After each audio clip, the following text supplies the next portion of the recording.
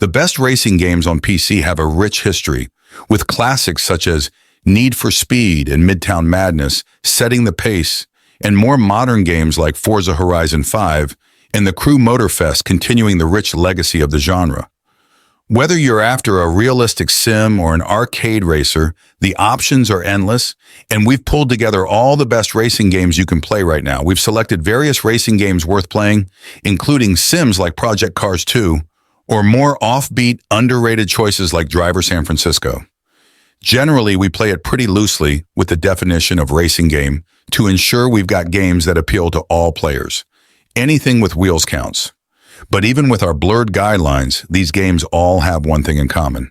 They all offer a fantastic driving experience in one way or another. If you're looking to take your driving simulation experience to the next level, it's worth checking out our guide to the best steering wheels for PC. To be brutally honest, the sim racing world probably wasn't on the edge of its seat for an officially licensed game of the Blancpain World Endurance Series. As motorsport licenses go, it's a bit on the niche side, but as it turns out, it was just what the Assetto Corsa franchise needed.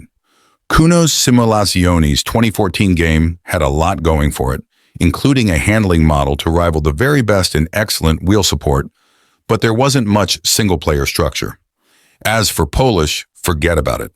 What this license gives its successor is an inviting championship structure with different vehicle categories and highly scalable endurance racing across treasured circuits like Paul Ricard, Spa-Francorchamps, and Circuit de Catalunya. The handling is better than ever through a good force feedback wheel, and it nails the day-night cycles. A must for an endurance racing sim, really. Woe wheels might be considered blasphemy in some corners of the racing community, but for all those willing to divide the usual wheelbase by half, Milestone's licensed Moto GP Sim offers quite a rush. Motorcycle racing is inherently exciting. The lean angles, suicidal overtakes, and acceleration rates just make for a great spectator sport. In Italian superbike specialists, Milestone really nail that feeling of terror and bravery of being on a factory MotoGP bike. The Codemasters F1 games are obviously a big inspiration, to put it politely. But the upshot for anyone playing it is a layer of career simulation on top of the racing. Work your way up through slower categories, build a reputation, and hold out for that big team ride. This is the descendant of Simbin's once mighty racing empire. Think of it as GTR Online. It's the ruthlessly authentic car sim you remember, but retooled for online free-to-play. The GT racing is beautifully modeled and captured through a good force feedback wheel. The online competition fierce and well-structured, and the catalog of cars and tracks deep enough to really specialize in a certain series thanks to that free-to-play model, which is also its weakness. Once you get the cars on the track, it's all terrific and familiar. But off-track, Race Room is all about selling you bits and pieces of the game. Pick a series you want to race and immerse yourself in it. There's more than enough to learn about vintage touring cars to occupy you for months, if not years, before you need to go dribbling over the in-game store menu again. RFactor will probably always feel rough around the edges, but it's the heir to one of the PC's great racing games and one of the most impressive modding communities in the world. RFactor II, like its predecessor, just keeps growing even years after launch as new car and track packs come out across all kinds of different series. It's not a cheap habit, but it will please serious racers. That's only half the story, though. The sheer volume of user-created mods is enormous, and while the focus is on Formula One, throughout the years those with an itch to be scratched in DTM, WTCC, GT racing, and other open-wheelers will be satiated too. Venerated for decades and still playable in 2019, Grand Prix 3 was a turning point in racing games. Jeff Cramman's Microprose had already made waves with Formula One Grand Prix and Grand Prix 2 in the early 90s, but hardware limitations meant they could only push the simulation so far at the time. Grand Prix 3 was a new level of fidelity. It modeled things like tire wear, wet weather grip, and tiny setup tweaks, things that games had only been able to approximate in the broadest manner previously. Simply put, it felt like sitting inside a Formula One car.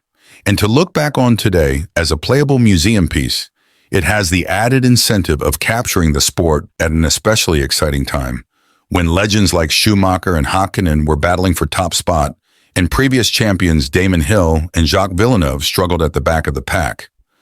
It's also been modded to high heaven in the 19 years since its release, so with committed Googling, you can play through nearly 2 decades of F1 history. The Crew Motorfest brings better vehicle handling and more detailed graphics than previous The Crew games, which helps to put it above the rest. Although we argued in our review that there is a decent amount of Forza Horizon mimicry throughout the game, that doesn't stop it from offering a lively racing experience that's worth picking up. Sure, its overly enthusiastic voice cast may seem a bit intense when you start, but before long you'll be using their encouragement to perform at your very best. As we stated in our review, the game is at its best when it dares to do something that Horizon doesn't, through its use of playlists that transform the landscape in response to the theme of your current challenge. These offer a variety of beautiful environments to help keep your time on the track exciting, while also putting your driving to the test since you don't know what may lurk around each twist and turn. With review of Forza Horizon 5, we zooms in on the level of refinement that's taken place in the Forza series. No sweeping changes have been made in the newest entry in the series, but a meticulous level of craftsmanship is on display. The Playground team has spent countless hours polishing the hoods of 500 cars until they gleam, and the same is true of the environments in the new setting Mexico. The seasonal playlist is present and prominent from the beginning, forming the heart of the gameplay. You'll find yourself taking on unexpected challenges and utilizing your entire stable of cars in pursuit of new rare additions, as Phil put it. We've had plenty of looter shooters, but Forza Horizon is slowly turning into the first looter racer. The first dirt rally was a revelation when it arrived in 2015, departing from the snapback caps and energy drink ads that erstwhile came to define the dirt series and renewing its focus on the staggering challenge of, well, just keeping a car on the track of a rally course. Dirt Rally 2.0 does that too, and it's better at it in every way. Rallying is an incredibly high-skill discipline, and Codemasters don't ask any less of you than a real 4WD WRC vehicle would. At least that's how it feels. In truth, none of us have first-hand experience of how it feels to fling a Citroen through Finland's dirt roads as quickly as Sebastian Ogier can do it, nor will we ever. But the transfer of weight in Dirt Rally's cars, the feeling of raw power while the wheels scrabble for traction under you, feel utterly convincing. Forza Motorsport is a step up for Turn 10's storied series. Even if the series isn't as absurdly varied and full of personality as the Horizon spin-offs, Motorsport is one of the best pure racing games around. Vehicles here have a newfound weight which feeds into a more detailed experience, since you'll have to consider things such as traction and wear on your tires, depending on where you are. Everything just feels more precise than it did in Forza Motorsport 7. As we stated in our review of Forza Motorsport, the handling is absolutely wonderful, which is where this game excels. Driving feels fast and fluid both on and offline, and you feel immersed in the landscapes you're speeding through, which marks a fantastic racing game. Races feel tense and exhilarating, and you feel in complete control of your vehicle at all points, which helps drive you to beat your own records. Almost a decade after the release of Trackmania 2, Ubisoft Nadeo debuted its semi-reboot of series with Trackmania 2020. The new game features some significant graphical upgrades, but the real treat is the addition of daily featured tracks, new track pieces like ice, and improved checkpointing. Most importantly, it's a fresh start for Trackmania detached from Nadeo's strange Mania Planet platform. But don't worry, Trackmania is still incredibly weird. I've already played tons of nonsensical tracks that require pinpoint timing, endless repetition, and a little bit of luck. Nadeo is also taking a more hands-on approach to post-release content by releasing new tracks made by the studio on a seasonal basis. If you're a lapsed fan or new to the series, this is where you want to be.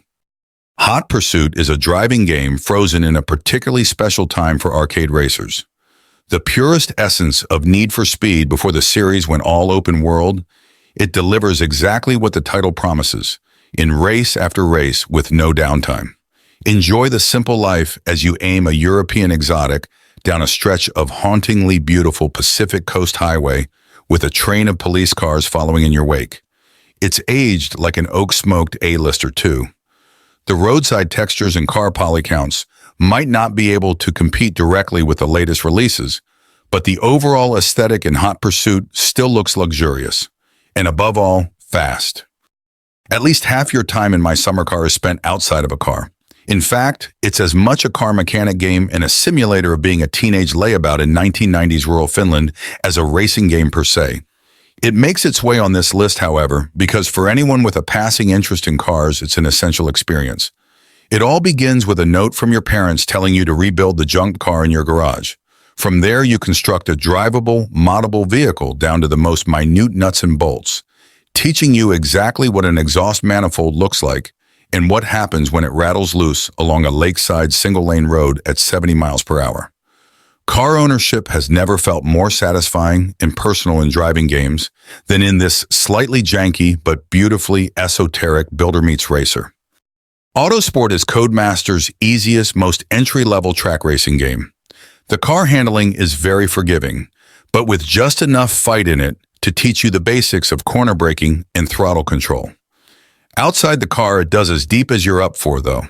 It's got full race weekends, typically strong opponent AI for Codemasters, and tons of variety in its racing formats.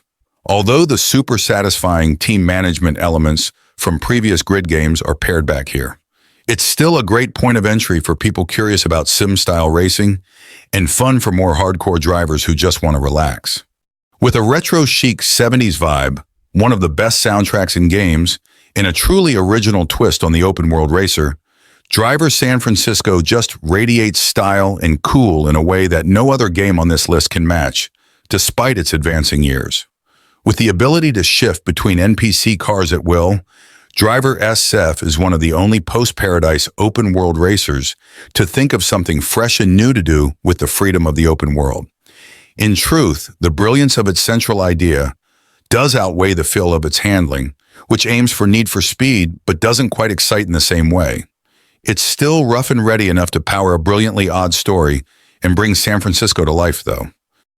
Welcome to the Michael Bay Motorsports Hour, where fake sports cars will rocket through desolate, orange-filtered urban wastelands at blinding speed, while drivers accumulate enough energy to trigger bomb drops from overhead helicopters, vicious sweeps from out-of-control cranes, and even the odd explosion of an entire city block. Nearly 10 years on, Split Second remains the perfect chaser to a lot of open-world arcade racers. It's laser-focused on absurd automotive chaos and increasingly improbable tableaus of bloodless mechanical carnage. Racing games aren't often treated to remasters. The big franchises iterate so often that there rarely seems much point. But in the case of Burnout Paradise, everybody was happy to see an exception to the rule. In 10 years, there's been nothing quite like it. And yet the original model still surpasses its imitators. It's so much purer and more exciting than the games it inspired. It doesn't have any licensed cars, so instead it features car archetypes that crumple into gut-wrenchingly violent wrecks. Compare those to the fender benders that wipe you out in Need for Speed. Most Wanted, Criterion's attempt at topping themselves, and where you get the sense that just depicting a shattered headlight would have entailed hundreds of meetings with Lamborghini's lawyers. Paradise isn't an online social experience. It's not all about collectibles and unlocks. You get new cars, but they're not the point of the game. It's about driving around a city populated entirely by cars, listening to a drive-time DJ spin classic and pop rock tracks, while you drive hell for leather through twisting city streets, mountain passes, and idyllic farmland. It's violent, blindingly fast, and endlessly entertaining. It's created the modern arcade racing genre, but the joke is on us because all we've done ever since is try to get back to paradise.